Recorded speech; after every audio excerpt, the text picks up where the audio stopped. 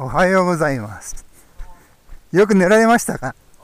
さっきまでずっと寝ちゃって。あ意外に暖かかったですね。あ、ああ、お肉は全部食べたの？肉あれ海でこんなでっかいやつ。焚き火の威力はやはり絶大で、焚き火から離れたところに置いてあったペットボトルの水は凍りませんでした。